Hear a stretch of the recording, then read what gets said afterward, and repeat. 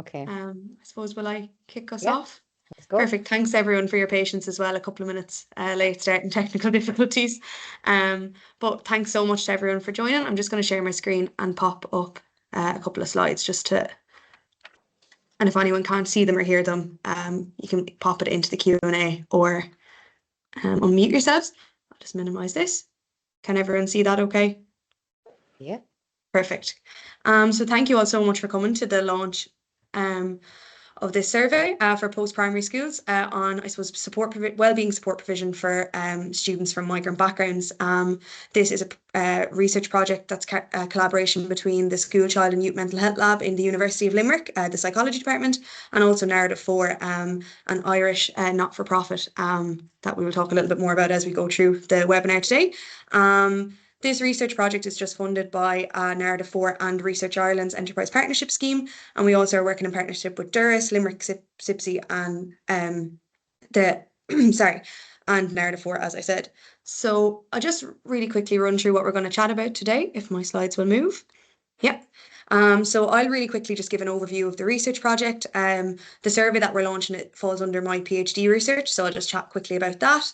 Then I'm going to show you a video from the Youth Advisory Panel that support and guide this research project. So we have a group of young girls from migrant backgrounds that have helped develop the project so far and have played a really vital role, but I'll leave describing what they do to them. So there's a lovely video we'll show.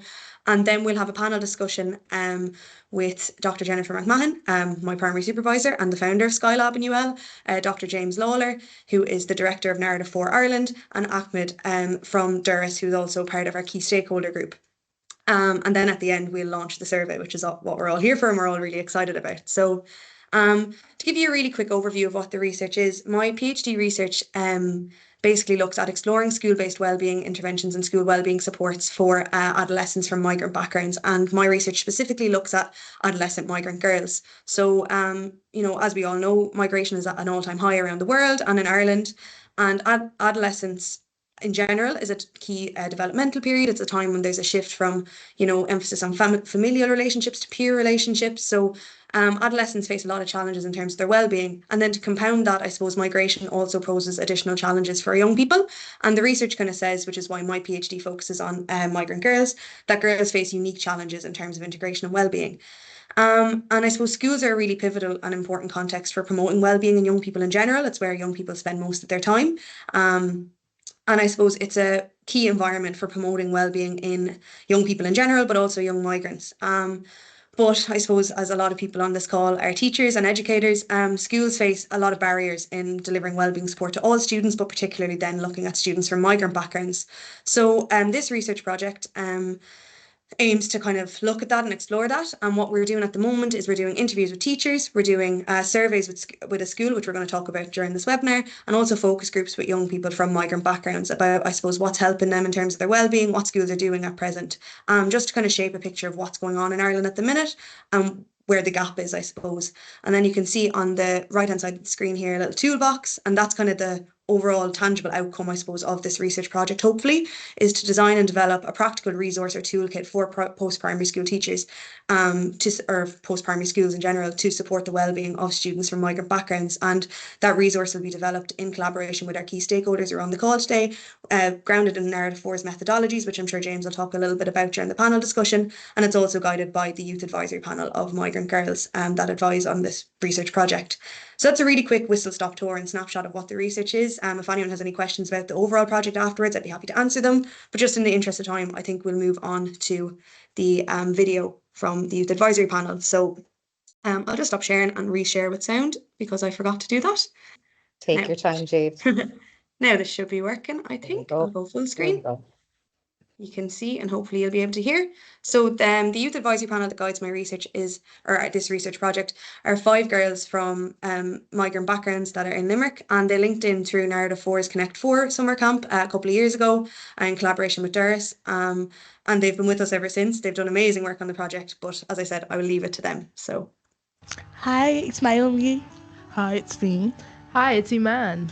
And we are the YAP program. Today we're just going to be talking about our experiences and our opinions on being part of this project. What we do is we go to different schools to get research, get information about how girls from migrant backgrounds feel about how we can improve kind of the system and kind of how they're transitioning and settling in for them from, one culture to another culture. And since we kind of have experience with that, since we're also girls from migrant backgrounds, it's been a really amazing opportunity to get to learn about how other people are coping here in Ireland as migrants, and us too also come from migrant backgrounds. But I think it's really important that we learn to understand what other people have been going through and stuff, so we can learn how to help them. It was quite interesting to see to get other people's opinions on what they thought, how they thought it could be made better and easier of a transition for migrant students. As the main struggle, I saw that it was just really hard for them to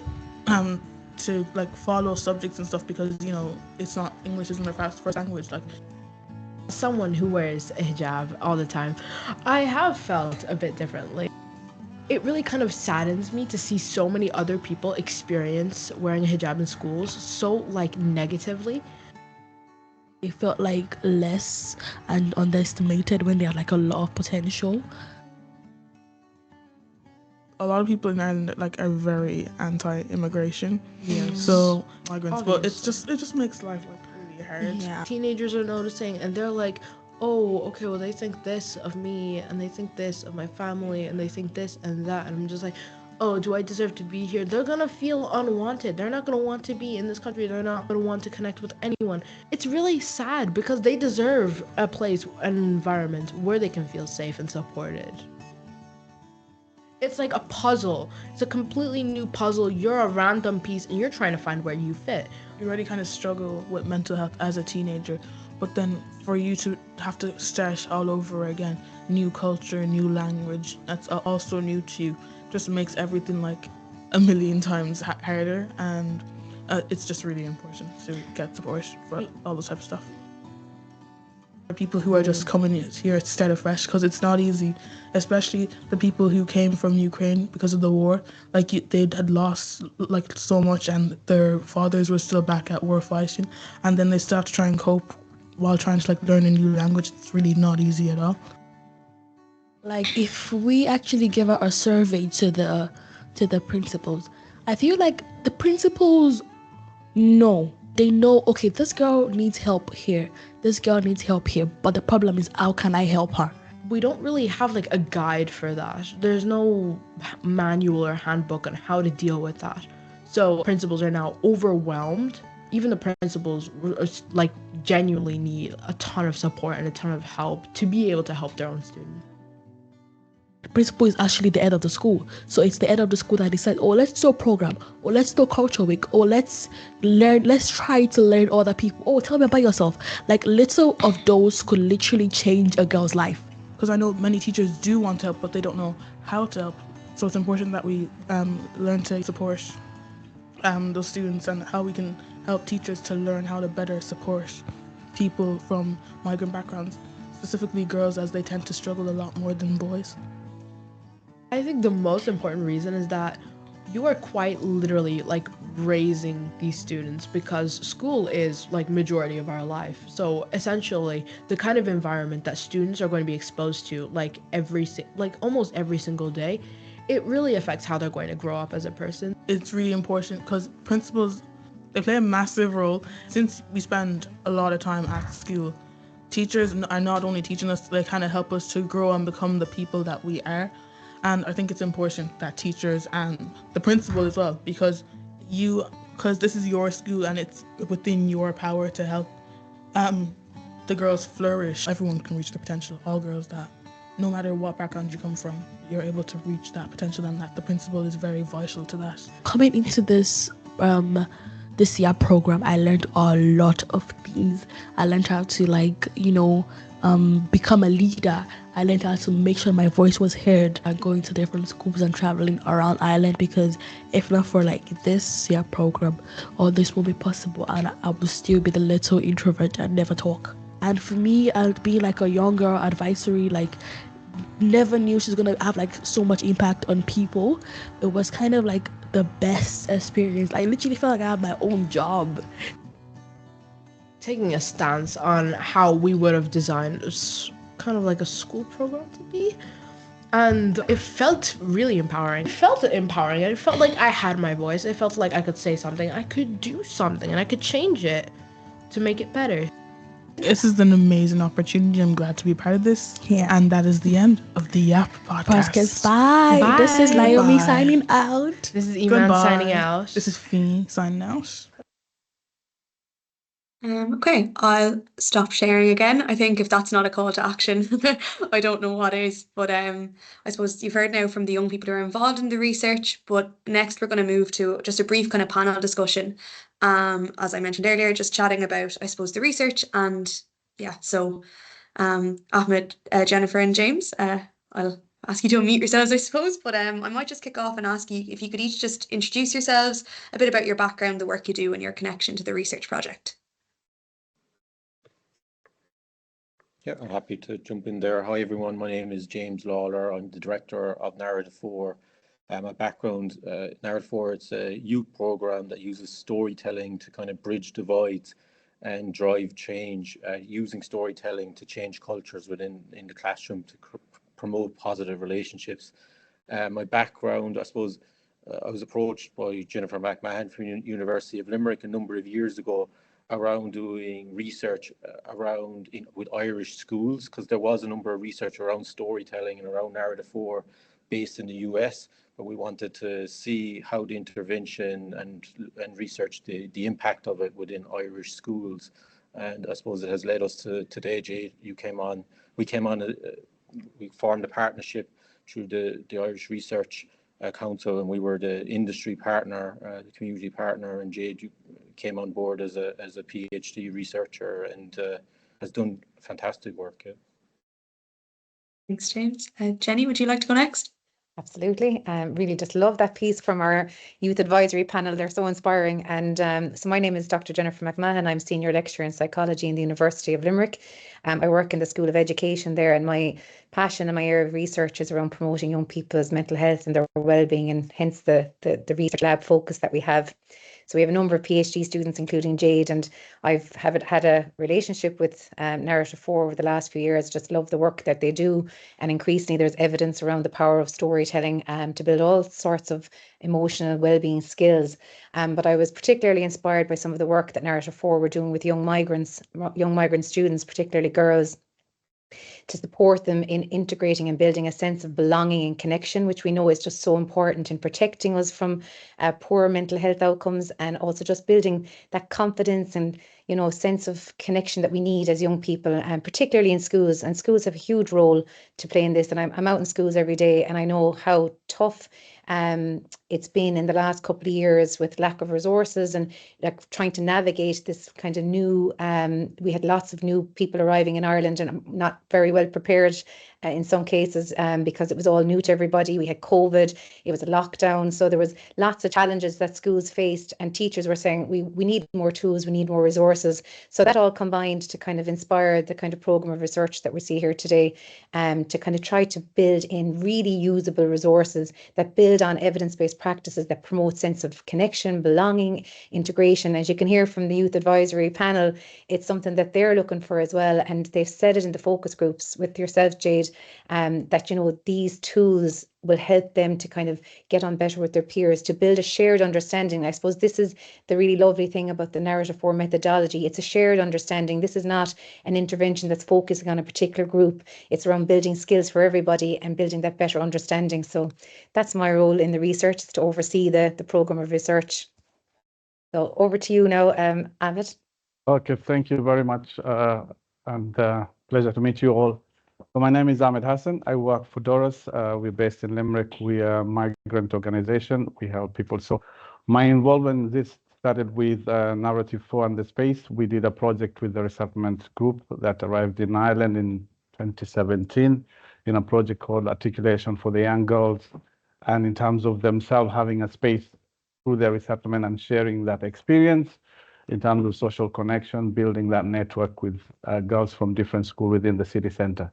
That project grew legs because it was kind of a helping platform for those resettled girls, because they didn't have the language, they didn't know the curriculum, they didn't have friends around. So it motivated most of them to kind of feel themselves and also connect with the world. So And this kind of led into another project, which was Connect 4, that Narrative 4 took over. And then it has just kind of domino effect with what is happening, and the project Jade is doing at the moment. I felt it's something that the school might need if there is a tool to help in terms of even the teachers, because I met several schools in Limerick when these families arrived and had different conversation in terms of integration of the new migrant, language, community, and belonging, all that aspect of it. So I'm looking forward in terms of the toolkit to be utilized by the teachers in school, and pleasure meeting everybody. Thanks. Thanks, everyone. As you can see, I'm blessed with a wealth of experience on my research team anyway. But I suppose you all talked about the importance of, like, you all work in schools and have experience in schools. So, and Jenny, you touched on it. I suppose, would anyone like to elaborate on, I suppose, why the school is such an important context for fostering well-being in all young people, but particularly, I suppose, young people with migrant backgrounds? I'm happy to jump in, and I think Ahmed and James probably have some good insights from their work in schools as well. But everybody knows young people spend so much time in school, and it's where they're really interacting with their peers, and particularly for young migrant students who come and they may not have the social capital that other students have. It might be the first place that they encounter other students, have the opportunity to build friendships and so on. So that sense of connection and belonging really builds the foundation for friendships, which are so important for this particular age as well. So obviously school is a hugely important in supporting and being part of that, like, supportive ecosystem for young people, particularly young migrant students. Thanks, Jenny. James or Ahmed, would you like to come in on that? I'll let James go first. Yeah, I suppose, like, we see schools are doing amazing work, but I suppose schools are busy environments, and there isn't, I suppose, the forum to share practices or share, like, evidence-based practices yet, because I suppose it has changed drastically. I suppose even in the last 5 years with COVID and different wars going on. So I suppose part of the research here and the part of Narrative 4 is around listening to young people and creating a platform for young people to listen to each other. And this is kind of taking it a step up, where we're listening to the schools so that we can feed it into research, which can feed into policy. But I suppose it's finding the best practice and then making sure that finds its way upwards through policy. But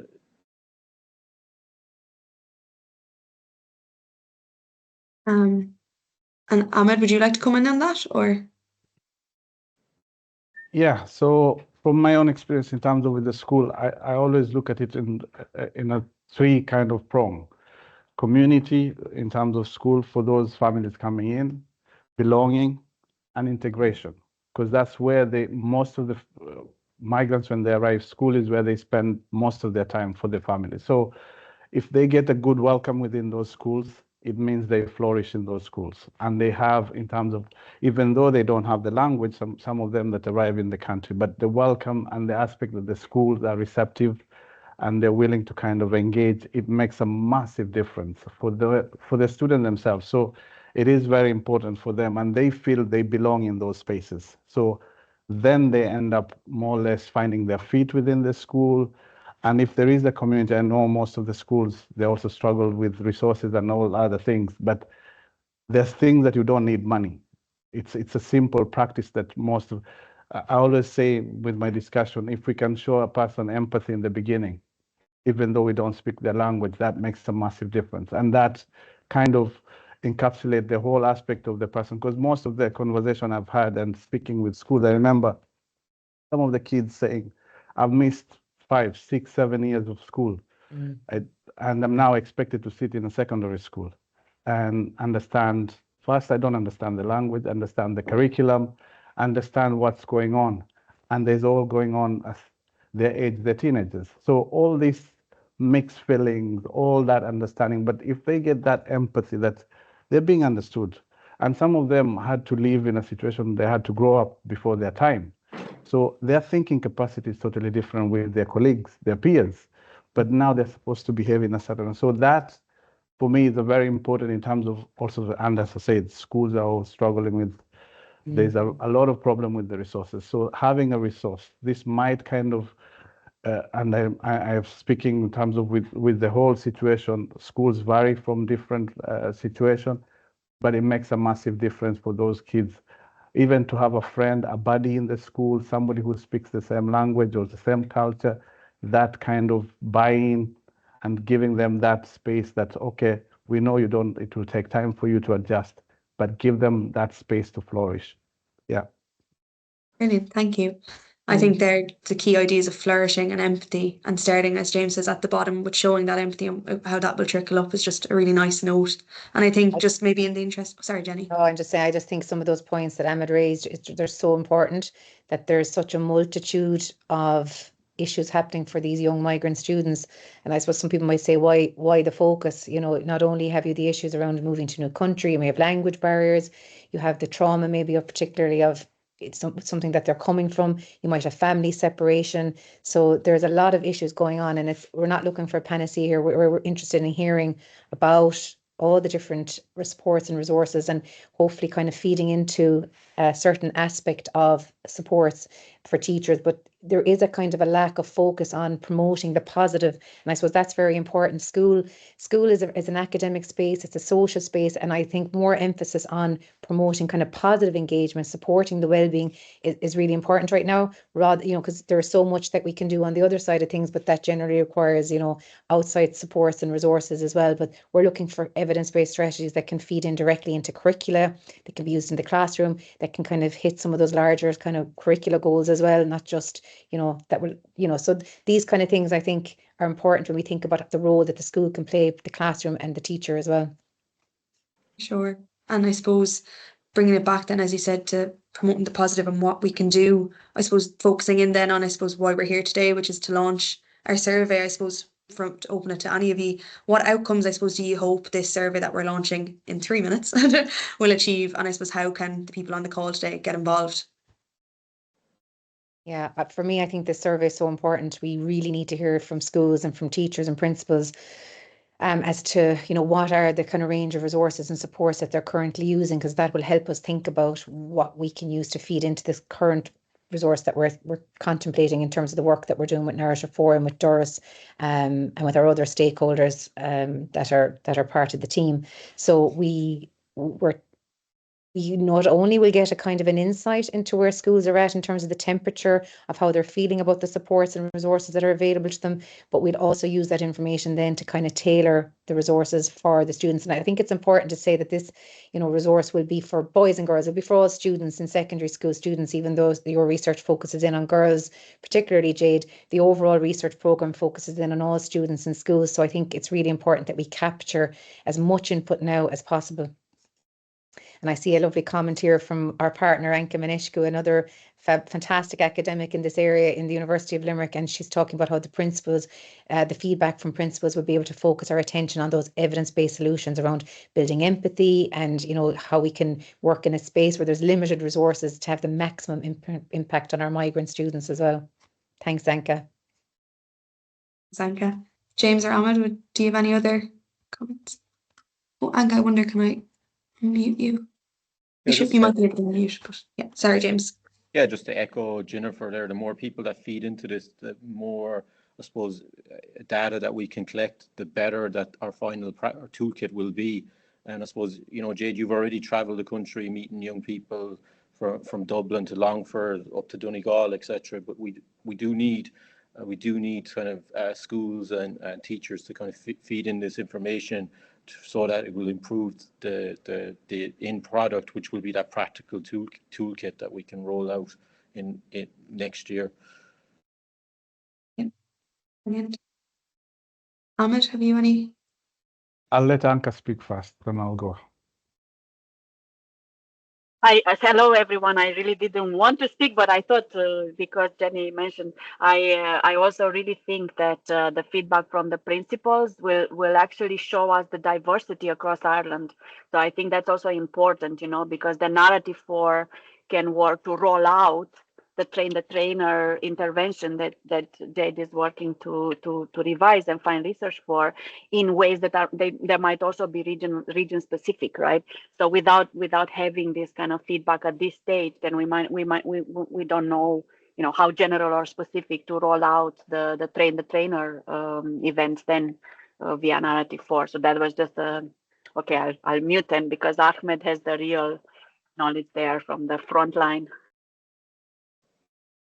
Thank you very much, Anka. And I want to reiterate what Jane was saying. We're not looking for a panacea. We're looking for, in terms of the result, that you can make a difference to people's life, because these are they're the next kind of generation coming in. If they're given the right tools, and in terms of, for you teachers, you are the one experiencing. So if you are involved and managing to give us an idea and the scope, because the landscape in Ireland has changed with the last 15 to 20 years with the arrival of people from all over the world. So this will be kind of something, and as James said, if there is a toolkit to help the teacher, would be immensely so. If all of you take part in the national survey, that will give us a range of kind of ideas working on this project. So I'm looking forward to that toolkit myself, because as I said, I've had different conversations with different principals, with different resources. So, and that also sometimes makes it harder for you. So all the best to all of you teachers also. Thank you. That's it, Ahmed. And Jennifer and James and Anka as well. Thanks. I think, I work with you on such a regular basis, but these conversations, I still learn so much every time. But just in the interest of time, I think I'll quickly share my screen again and just talk through the survey, just really briefly. So if there's any issue seeing the screen, can let second now. I think we could just talk about it in a general sense. Yeah, I can. Yeah, share the QR code then. I think that would be useful. Absolutely. Yeah. So I suppose the survey, we've piloted it with teachers and principals, and it takes less than 10 minutes to complete. At the end, as Jenny said, I'll pop up a QR code with access to that so everyone can scan it. And you'll also receive the link in an email afterwards too. But I suppose there's 6 kind of sections to the survey. So the first section is just about you as a person, the participant who's filling it in. Just a few short questions on that, and then similar just information about the school demographics, so whether you're co-ed, single sex, where the school is located, things like that, county wise. So no identifying information will be included, just to preface that.